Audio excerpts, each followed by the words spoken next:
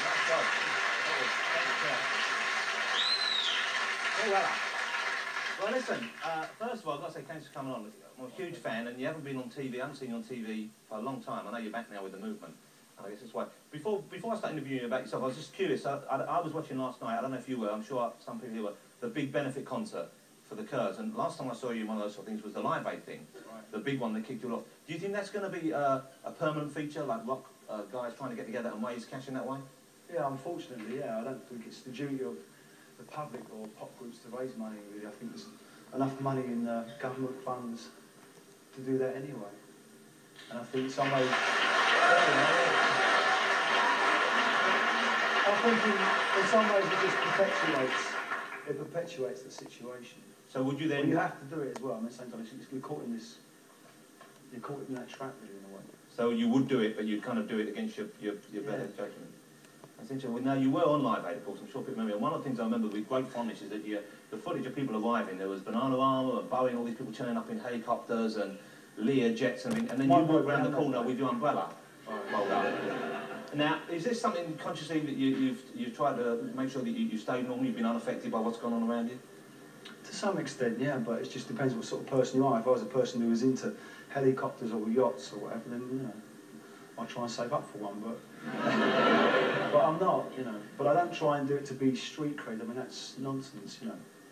Do you think you are something of a maverick in the music biz? You do seem quite different to other sort of rock stars and performers. Yeah, I suppose so, yeah. I wouldn't, yeah. Would you consider yourself, were you going to say, would you consider yourself a rock star? No, I wouldn't, definitely not, no. I'd take it as an insult.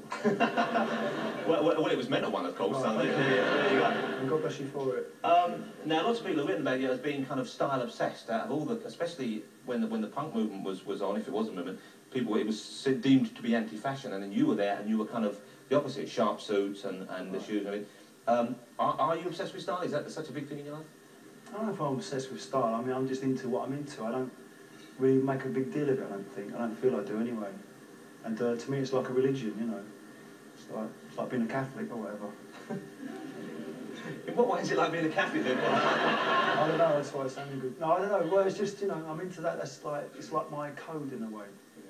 It gives something to my life. It's very much... It's not a big deal at the same time, you know. There are higher things to think about, but I like clothes, so what? It was the sort of mod thing, wasn't it? Is that what it's come out of? Yeah, I'm still a mod. I'll always be a mod. You can bury me a mod.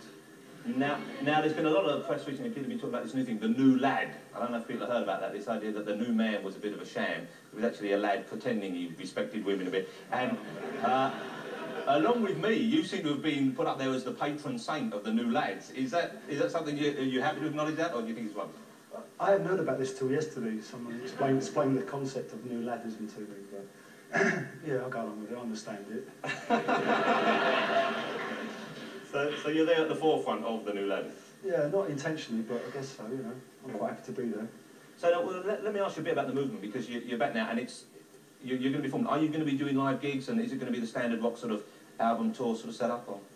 I don't know, you know, well, we've already done some gigs, but whether it's going to be a standard setup, I mean, there's not much else groups can do but play live and make records, so...